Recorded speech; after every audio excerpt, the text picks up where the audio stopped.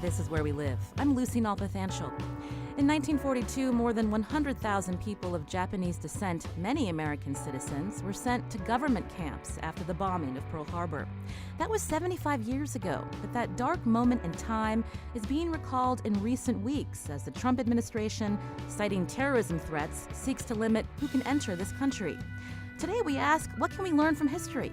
We'll hear the personal stories of some Japanese Americans who studied at UConn during World War II, men like George Fukui and Shiro Aisawa.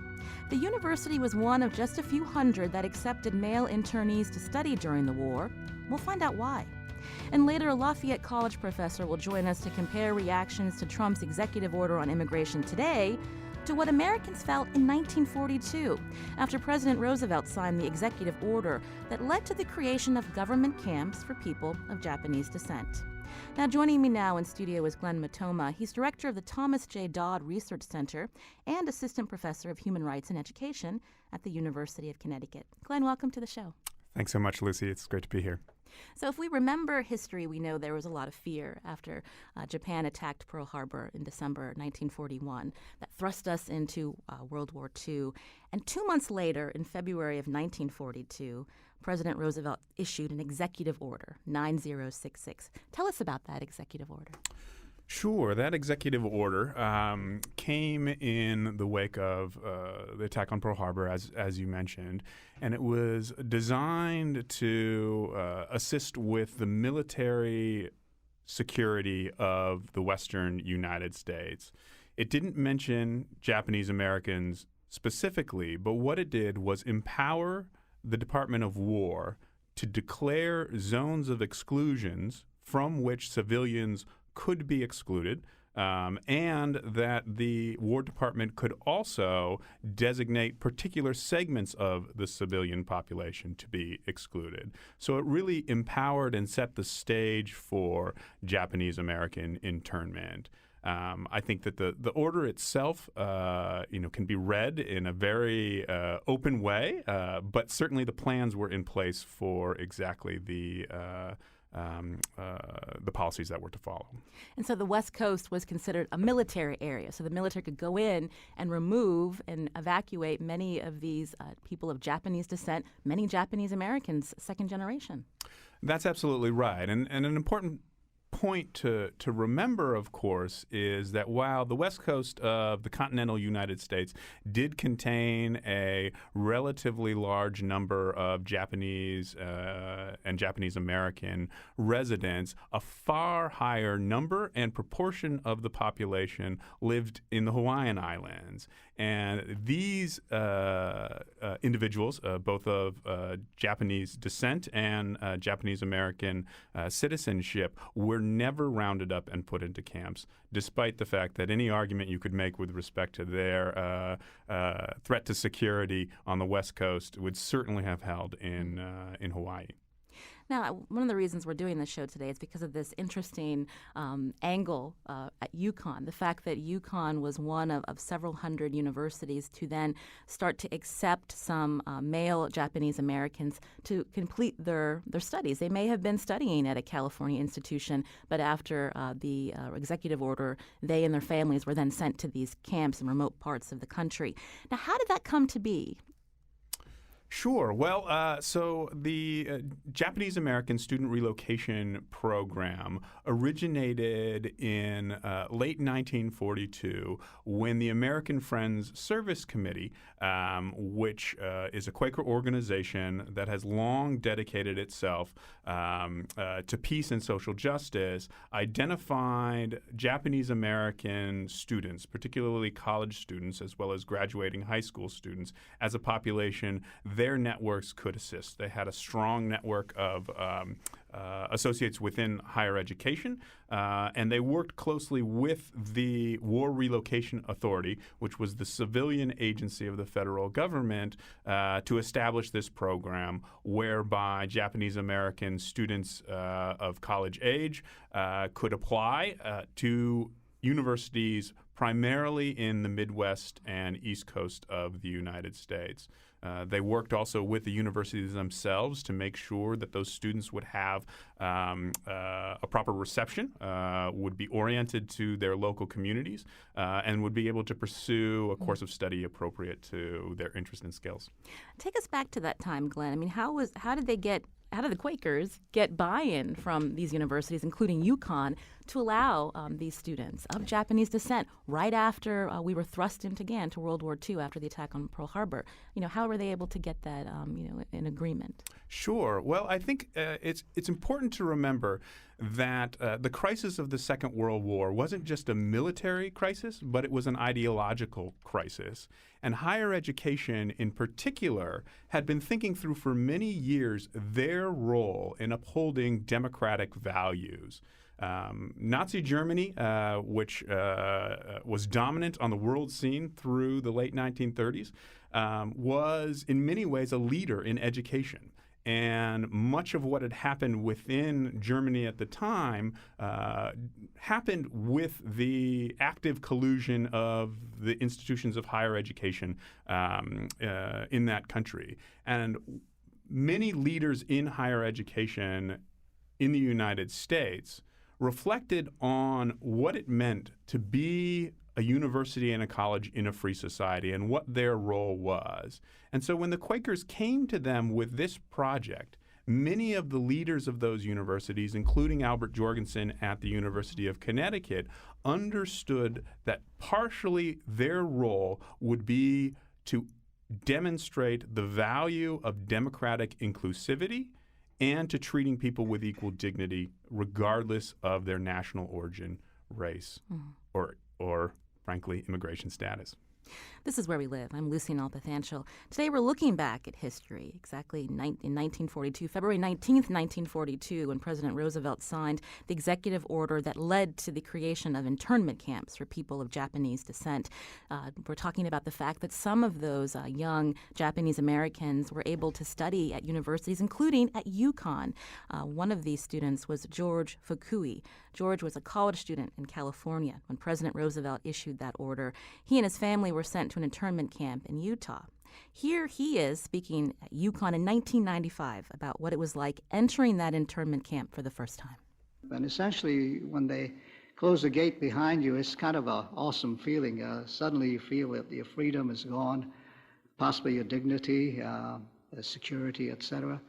But then, instead of looking on the dark side, I thought, indeed, I could contribute something to the society within the fence. And we heard, again, Glenn Matoma in studio with us, director of the Thomas J. Dodd Research Center at UConn, that it was through the help of this Quaker group, American Friends Service Committee, that George and others were able to study at UConn. How many students were able to study during this time? I think we had a total of about 18 that spent time at UConn in one fashion or another over the course of the Second World War. Now, George Fukui has since passed away from the time of that recording in 1995. But joining us now by phone is his daughter, Lisa Fukui, who lives in Virginia. Lisa, welcome to the show. Thank you. So did your father talk about his experiences at the internment camp when you were growing up? Yes, he did. He was very vocal about it, and I think that's very rare for Japanese Americans who were in the internment camps. Many of the families just wanted to put that in the past. But he spoke of the University of Connecticut with great fondness for the rest of his life, that it gave him opportunities that he never would have had he stayed in California. Just the fact that people were kind to him and to my mother from the moment they arrived on the campus. We have more of the recording of your father speaking in 1995 at UConn. Here he is talking about the conditions at that internment camp in Utah. The living quarters itself initially was a horse barrack that was abandoned by a horse maybe a week before, at least from the smell. They just whitewashed it. Subsequently, they did build somewhat permanent barracks, which was cleaner, but no ceiling, no room dividers. People hung up sheets so that you have some privacy. So here he is talking about how he and his parents were forced to leave their home to live in a horse barn in Utah. How did that make you feel when you heard those stories, Lisa? It just became part of the fabric of my youth and my adulthood, listening to these stories. And I remember as a teenager arguing with him and saying, "Why didn't you do something? Why didn't you fight back?" And he said that was they were behind barbed wire. They really couldn't fight back. But he did other things. And as an adult, I realize now that the way out for him was education, and that's why he was so proud to be accepted at the University of Connecticut. It did change his life. I wanted to go back to Glenn. She mentioned that her father said that they didn't want to fight back, and I understand that during that time there were many Japanese Americans who felt like, well, if I went willingly to these camps, it would show that I too am patriotic. I am an American. Yes, absolutely. Right. As with all communities, there's a diverse response when trauma strikes of one kind or another, and certainly we have stories of those who do resist, like Gordon Hirabayashi and Fred Korematsu, who have come down to us as very significant and important heroes, but also the range of others who adapted, accommodated, and tried to get on with their lives in some substantial way. And I think many of them, including my own grandparents, looked at the opportunities that they were presented with after incarceration as an opportunity to demonstrate their Americanness and their 100% loyalty to the United States, even if they retained in their own hearts and in their own understanding an awareness of the conflicted nature of that loyalty. Now, Lisa Fukui, you also mentioned your mother. They met at the camp? They met in the camps, and they were married when my dad was at his second week at the University of Connecticut. So they had a very busy first semester there. And what did your mother also talk about her time there as your father? She did. My father was an optimist, so he could turn the negatives into positives. I think it really affected her in a different way. I think it made her probably a little bit more bitter than my father.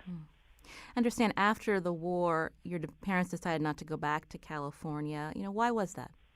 They decided to stay on the East Coast because there were many more opportunities, and they felt that what had happened to them as a result of the internment camps. And my dad was a junior at the University of California at Berkeley in 1939, and he was asked to withdraw and was sent to the internment camp. So he said, looking back, he said, no, I don't think I want to go back to California. I think I want to stay on the East Coast. And Glenn, was that also something that was common, where you saw these Japanese Americans that were lucky enough to be able to finish their degrees in the Midwest, in the Northeast? They didn't go back home? Absolutely, yes. So many of them did not, both for reasons that they found their new homes quite accommodating and they had made a life for themselves in one way or another, but also precisely for the reasons that Lisa. That Lisa outlines. They were aware that they had local populations that were hostile to them in California, and that going back posed a risk to reliving those experiences. It's also true that many of them, when they were interned, sold off their homes, sold off their businesses, sold off their livelihoods, so there really wasn't much to go back to for them. And so for those reasons, many of them took up roots elsewhere in the United States. And Lisa, you mentioned that your father spoke fondly about his time at UConn. Tell us, what happened with him. Obviously, he graduated from the university, and what did he end up doing? He ended up getting his PhD at Cornell, and from there he became a research scientist in immunology and microbiology, and he had a very happy career, and he attributes much of that to the University of Connecticut, because without their offer to him to complete his college degree, he knew, looking back, that his life would have been very, very different. This is Where We Live. I'm Lucy Nalpathanchel. Today we're talking about a time in our nation's history, right after the bombing of Pearl Harbor, when President Roosevelt signed an executive order that directly affected many Japanese Americans. Hundreds of thousands were interned, more than 100,000 at these camps. Some were college students. And did you know UConn was one of those universities that agreed to take in these internees so they could continue studying towards their degrees? Lisa Fukui's father was one, George Fukui. When we come back from the break, we're going to find out more about UConn's decision. And later, how does that moment in time, when people were rounded up based on their race, compared to the climate now, where terrorism has fueled distrust about Muslims, but also a time when there are widespread protests against the president and his administration after that controversial immigration order. You can join the conversation, 860-275-7266. Back after a short break.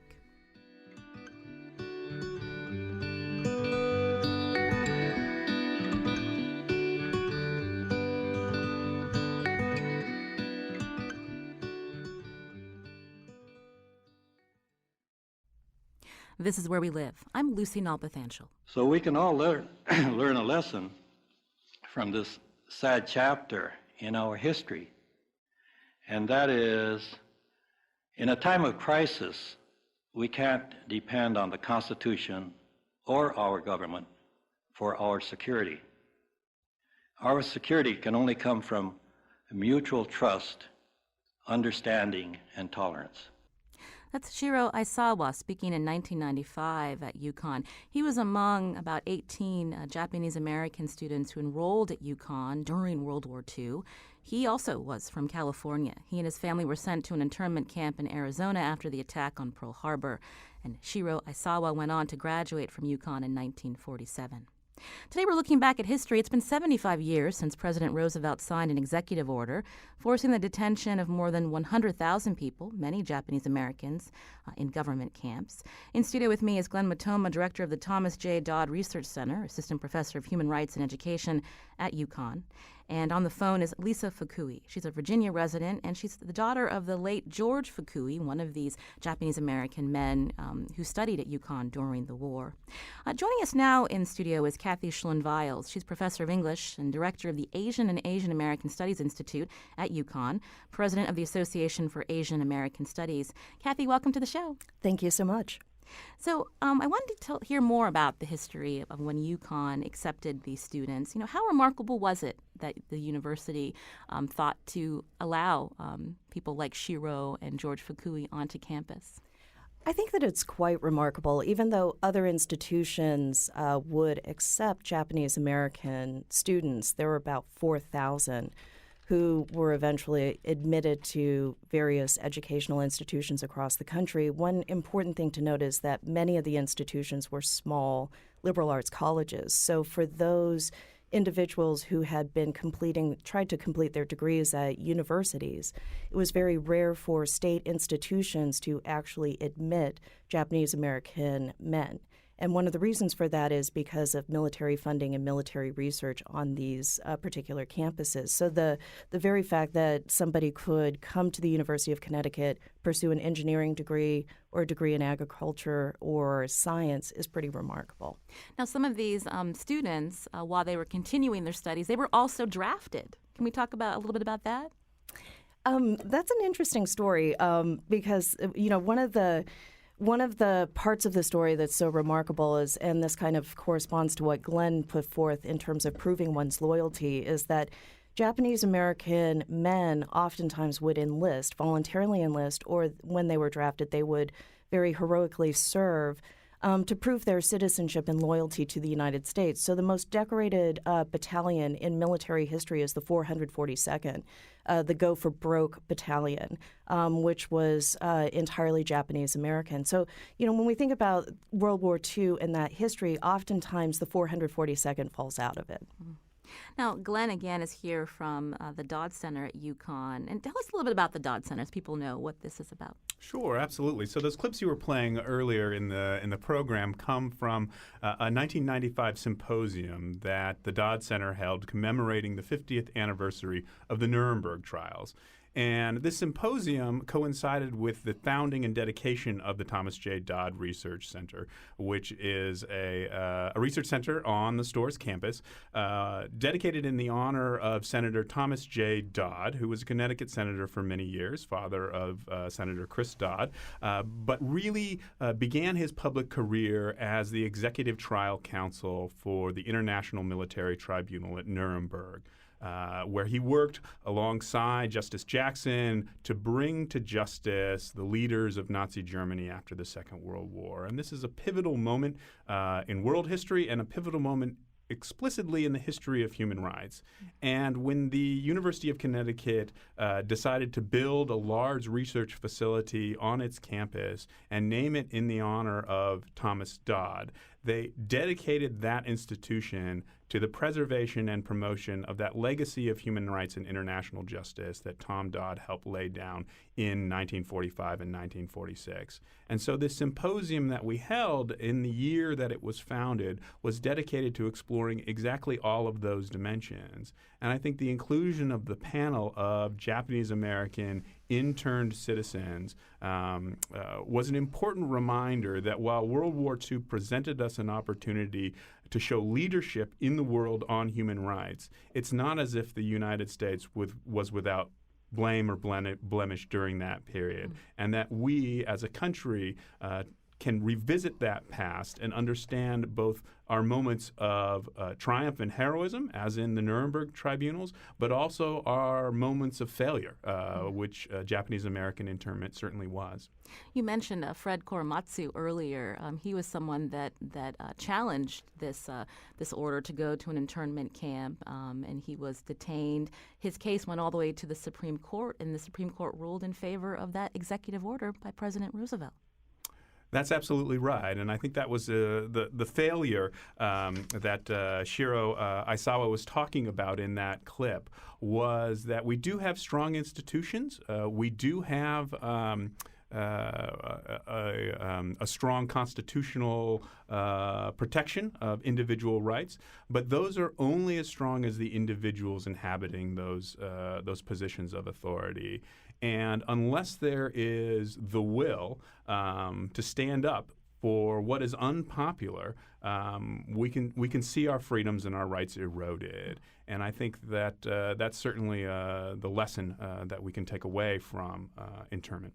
And a little later in the show, we're going to look at a little bit more about the climate of the United States after that attack on Pearl Harbor and compare it to the climate today, again, with widespread protests based on this executive order by President Trump. That's coming up a little bit later. But I wanted to get back to Lisa Fukui. She is the daughter of the late George Fukui, one of more than a dozen Japanese-American men who studied at UConn during World War II. You know, Lisa, you mentioned that your father was very open about his experience. Your mother as well. They both met at the internment camp, married when he was at UConn. But how did the story of your family, pass down through the generations? A lot of it was verbal, because my father loved to talk and he loved to share his stories, which I'm so glad he did, with the family and with anyone who was willing to listen, because I know he felt it was very important that people not forget. And do you have children? I do not. But you've seen the story passed down to the next generation? Yes, and I also will speak to anyone who's curious and who's interested. Kathy Schlund-Viles is here. She is the director of the Asian and Asian American Studies Institute at UConn, president of the Association for Asian American Studies. You know, I'm curious, Kathy, how after the war you saw enrollment at UConn continue in terms of accepting more Asian American students. That's a very interesting question. One of the struggles that Japanese American students faced is that in many institutions they were the first population of color, right? So, we're talking about a time where, post-war, post-1965 Immigration Act, you start seeing a profound shift demographically, in terms of the bodies and the kind of racial categories. But in terms of Asian American enrollment, we don't really see that on the rise until the 1980s. And that's largely due to the fact that prior to 1965, Asian immigrants were by and large excluded from coming to the United States. So after 1965, immigration policy opens up so that it's no longer based on nation-state quotas or, kind of racially biased or prejudiced. And so we kind of see that migration. But in terms of student enrollment, we don't really see a lot of Asian Americans in higher ed until the 1980s. And what was that climate like on campus, so that you saw more Asian American students coming to UConn in the late 80s? I understand, though, there were some headline-grabbing news that happened then as well. Right. So even though UConn has this wonderful history vis-a-vis Japanese American internment and admission of Japanese American students, on December 3rd, 1987, which is referred to as the incident on campus, 8 Asian American students were victimized by 2 individuals en route to a semi-formal in Tolland.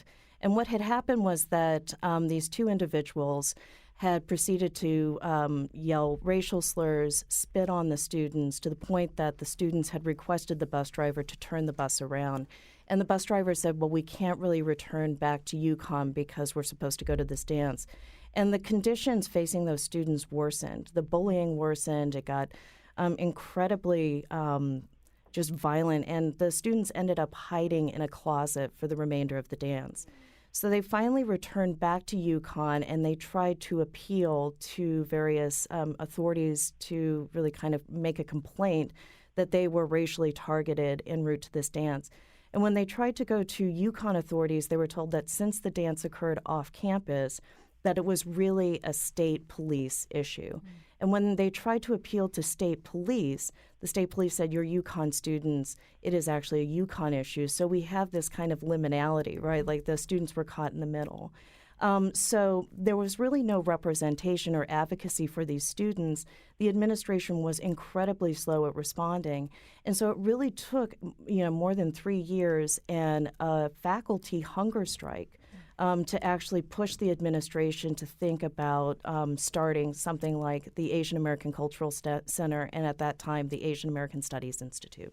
So the center was created. You're director of that cultural center. Oh, actually, the institute. The institute. Yeah. And so, how long did it take before things eased on campus for students of color, especially those that were Asian?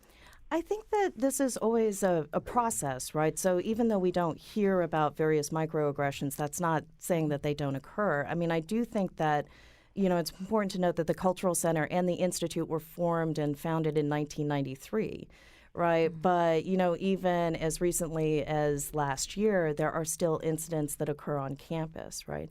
But I do think that because Asian Americans now occupy somewhat of a prominent position in admissions, that it's not the same kind of those students are not facing the same struggles or like kind of reactions that they did in the 1980s when it was a relatively new population.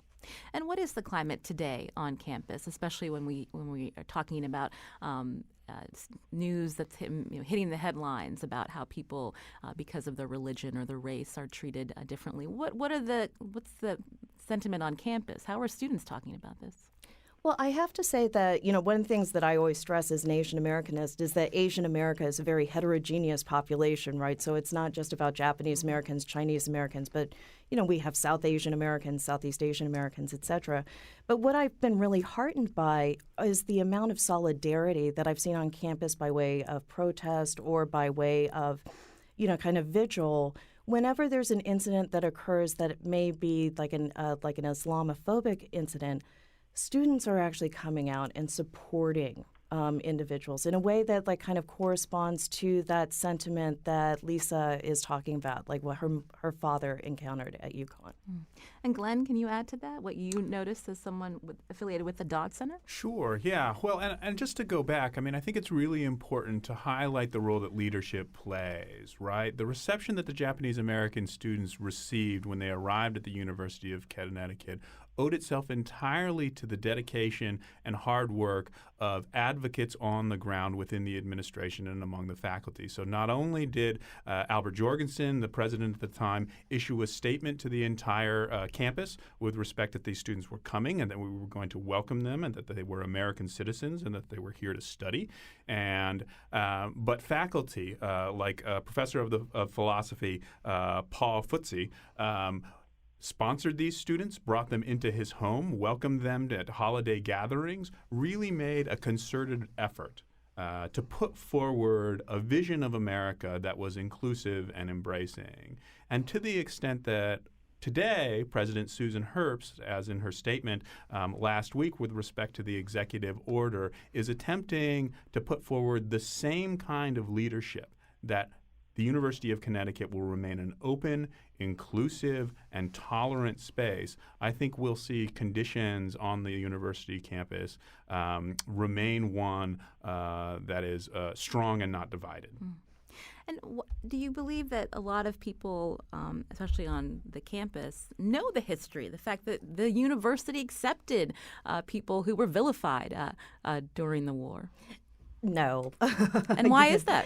I think that, it's a history that, this is an American story and this is about American history, but the problem is that we kind of silo it in an Asian American Studies class, right? So in many ways, like I teach Asian American Studies, I always point this out, and I always show a picture of the Wilbur Cross building, and it's this beautiful, image with the Japanese American students.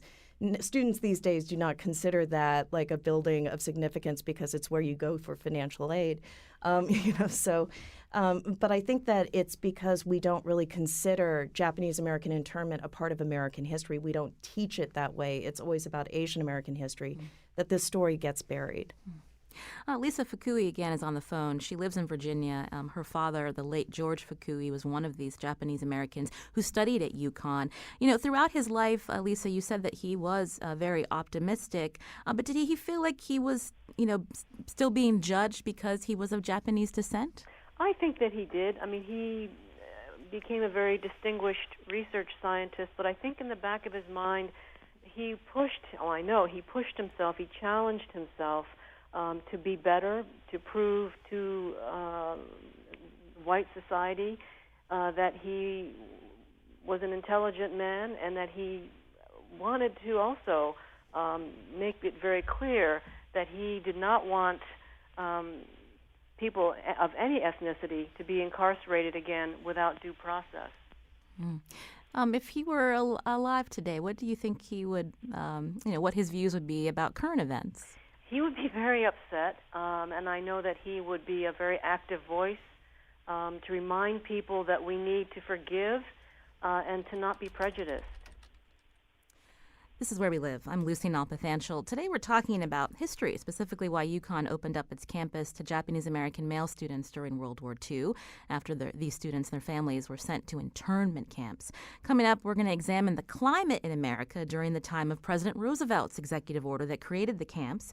And we fast forward to the last 2 weeks as protests broke out nationwide in reaction to Trump's order on immigration. Also during the campaign, talk of a Muslim ban. You can join the conversation, 860-275-7266. Email wherewelive at WNPR.org. As always, find us on Facebook and Twitter at Where We Live.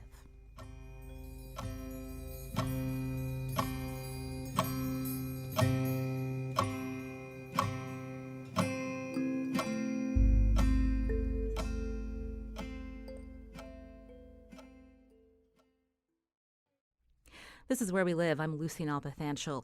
Coming up Thursday, from self-service menus to self-driving cars to androids around the water cooler. On the next Where We Live, the pros and cons of automation.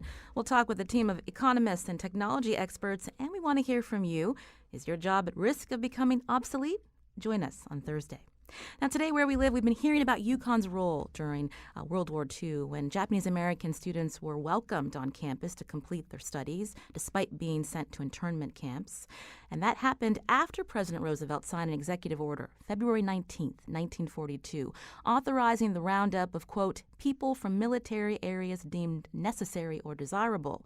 Now, the order never mentioned people of Japanese descent, but after that EO was signed, the West Coast was designated a military area, and more than 100,000 people of Japanese descent were sent to live in remote government camps. Now, how did most Americans react to Roosevelt's executive order back then? Joining us now by phone is Stephen White. He's a visiting assistant professor in the Department of Government and Law at Lafayette College. Stephen, welcome to the show. Oh, thanks for having me. Now, you recently wrote an analysis in the Washington Post comparing the sentiment after, in 1942, after that attack of Pearl Harbor, to what's been going on now in recent weeks. Tell us a little bit about were Americans supportive of that executive order just 2 months after Pearl Harbor? So Americans overwhelmingly were fairly supportive of the executive order. This was really the first war in American history where we have really wide-scale American public opinion polling on political issues. And so just to give an example, in December of 1942, the Gallup organization asked whether, quote, the Japanese who were moved inland from the Pacific coast should be allowed to return to the Pacific coast when the war is over. And so it's kind of an extreme question. Not even do you support internment, but even after the war ends, should they be allowed to return back to their homes? And only 35% of Americans said they should be allowed to return home at that point. A much larger percentage, 48%, said they should not be. And when they actually followed up and said, well, what should happen to these people? The majority of people said they should be sent back to Japan or just put out of the country in some way. And another 5 or 10% said they should simply be killed. And so you see very strong support for this extreme action in this time of war. So 63% in that Gallup poll in December of 42 said send people of Japanese descent back to Japan. Glenn Matoma, who's here in studio with me, just to talk about the numbers. So many of these people interned were American citizens, born here. Absolutely, right. Yeah, and I think that what Stephen's pointing to is the fact that rights generally are not the fruit of democracy. They're actually the foundation of democracy, right? So that preserving them, or they're necessarily precisely because the guarantees and protections that they afford are not necessarily secure in the context of the shifts of public opinions, the tumult of ongoing events, and what could be more tumultuous than the outbreak of the Second World War, when the entire country was mobilized in this life or death struggle of global proportions. It's not really surprising, particularly because the vast majority of those individuals will never have met or seen or interacted with anyone of Japanese descent, citizen or non-citizen alike. Now, at the same time, a Reuters poll right after the executive order on immigration that President Trump issued in late January found that 49% of Americans agreed with this executive order, while 41% disagreed, 10% offered no opinion. So back to Stephen White from Lafayette College. Again, you wrote this piece in the Washington Post. Talk about the similarities between these two orders. Well, I think, the contexts are different in some ways. As I sort of mentioned, World War II is a really full-scale total war in a way that current foreign policy really isn't. But I think the real similarity is that both illustrate the dangers that can arise when security concerns take on these sort of racialized overtones. And I think, as you mentioned earlier, it's notable that kind of how, FDR didn't actually include the words Japanese American, kind of like how Trump didn't include the words Muslim, but nonetheless that led to these sort of discriminatory outcomes. And so I think, with the benefit of hindsight, Americans do often come to view these as mistakes, but in the moment it's much more difficult for people to sort of see this. And so I guess the challenge we have is figuring out if there's a way to get people to realize this in the moment when there's still a chance to sort of prevent it before it's too late, and all we can really do is sort of try to make amends. So back in 1942, you didn't see widespread protests because we were in a war. These days, after that immigration order, we know there were protests at airports around the country and elsewhere. People worried about their rights. People believe that order was unconstitutional. So it's certainly interesting, even though there are 49% of Americans, according to this recent poll, that support the immigration order, people are more forward to come out and say, this is why we protest it.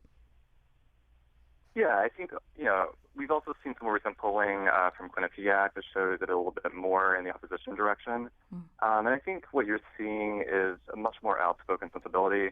Maybe that's probably because World War II was this total war, and so the Japanese American Citizens League was very reticent to speak out in the context of the war. They were inclined to try a bit of a more accommodationist approach, and we're not really seeing that right now. And if you look underneath the polling today, what you see is that Americans are actually very deeply divided.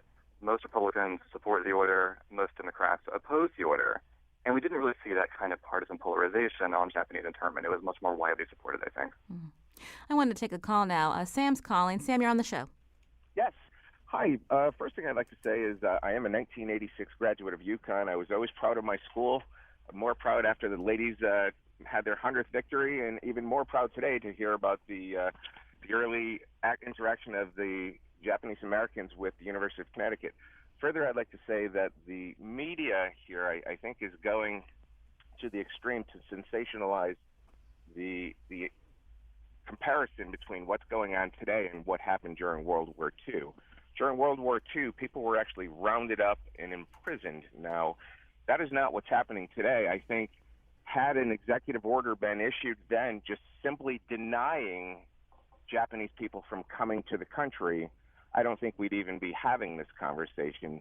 Another major difference then is at that time we were directly at war with Japan, who attacked the mainland United States, and we knew who the combatants were. I don't think anybody would have objected if we simply put in a travel ban stopping anyone from Japan from coming to the United States. I absolutely agree that it was absolutely wrong to round up people and imprison them. But if you look at today's situation, for anybody to think we're not at war, they're forgetting the fact that thousands of people died on 9/11 and hundreds of people have been killed around the country in different terrorist attacks. The biggest difference between then and now is then we had known combatants. Now we're not at war with any nation. We're at war with a radical belief. I'm not even going to attach a religion to it. But in today's climate, we do know what countries foster that belief. So I think it's a bit of sensationalism, and I think the media is guilty of adding to the hysteria and the hype, because the media wants to do things that are going to generate ratings, that are going to generate listening. Even that's why I'm listening to this show today. So what's your take on? I think it's an injustice to even compare denying entry to a country with imprisoning people. They're two different scenarios. Sam, thank you for your comments, and you're welcome to have your opinion. You mentioned you're not going to attach a religion to this, but our president did. Would our guests like to comment? Well, I do see the value of dealing with the historical specificity of World War II versus the present moment. One of the reasons why you didn't need an order to ban Japanese from coming to the United States is that had actually been handled through a series of immigration restrictions that extended back to 1882. So 1882 is the Chinese Exclusion Act. Those restrictions and prohibitions continued until 1943 with the passage of the Magnuson Act.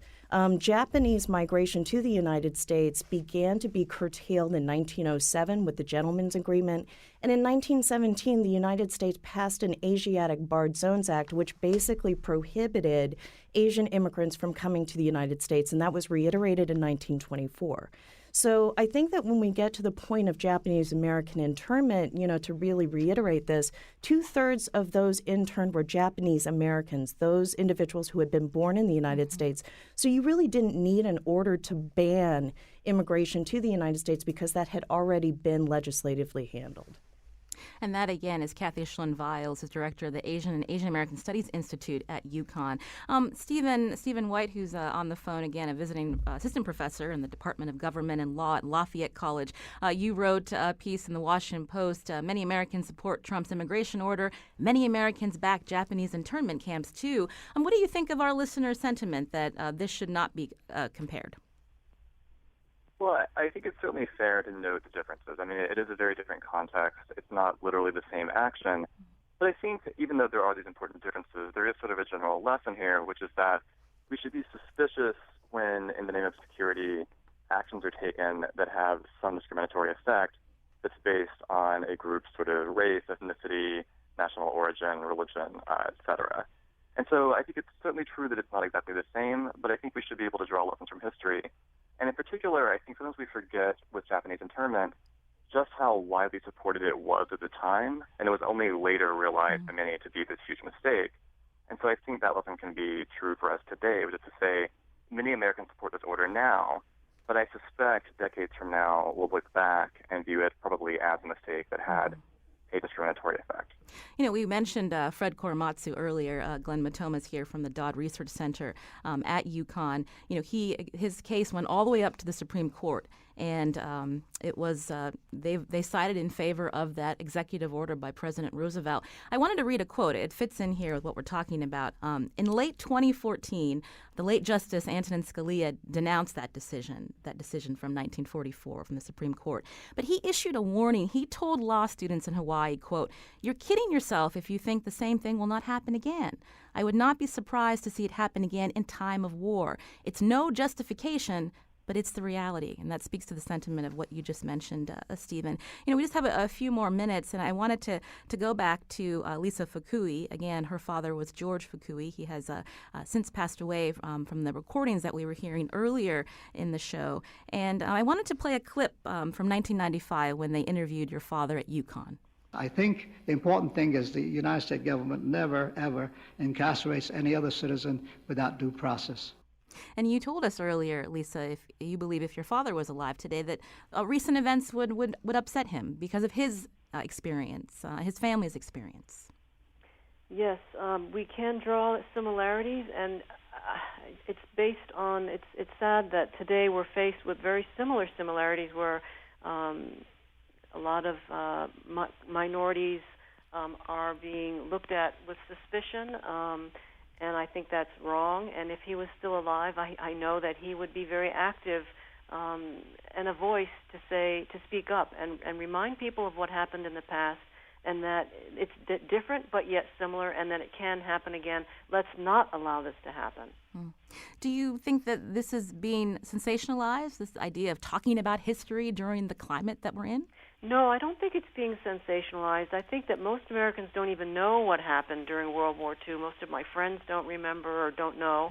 And I just think it's important for people today to learn about what happened 75 years ago and just to think about it. We know that executive order that was issued by President Trump in the end of January didn't send anyone to prison. There were no roundups. But we know people were detained at airports, people that have rights as permanent legal residents, people with green cards who were detained. Some were deported. The court stepped in. But we don't know what tomorrow will bring. I mean, what are your closing thoughts on, again, what we can learn from history? Glenn, I'll start with you.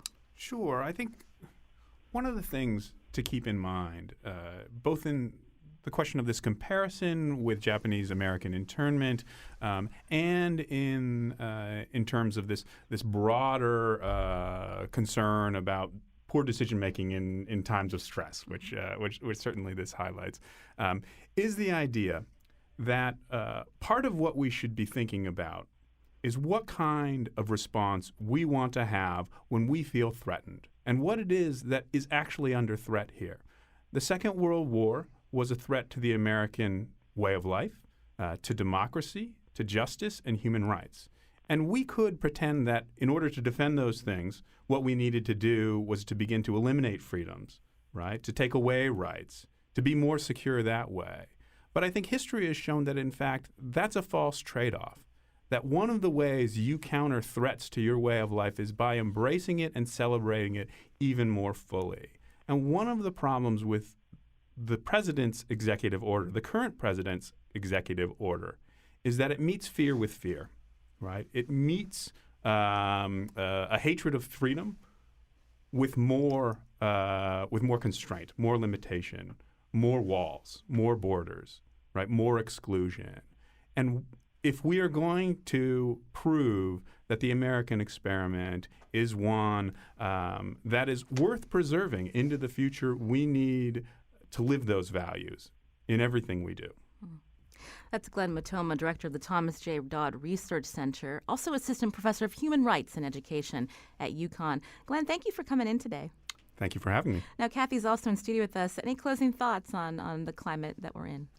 I'm actually a bit, even though it's very stressful and very, disconcerting, I am really heartened by the acts of individuals and by communities who are really standing up. I mean, this is like that level of protest is something that you did not see in response to Japanese American internment and incarceration, right?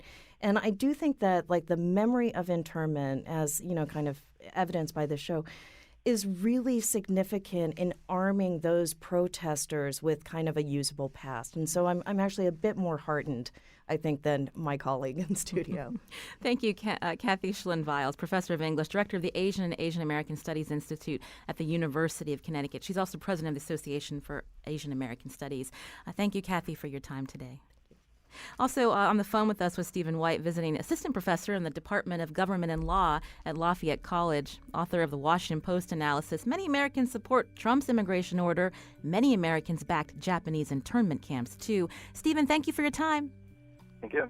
Also, Lisa Fukui, thank you so much. She lives in Virginia. She's the daughter of the former UConn student George Fukui. He has since passed away, one of more than a dozen that studied at UConn, Japanese Americans during the times of internment during World War II. Lisa, thank you so much for joining us today. Thank you. Our show is produced by Lydia Brown and Jeff Tyson. Special thanks to WNPR intern Ali Oshinsky, who helped produce today's show. I'm Lucy Nalpathanchel. Thanks for listening.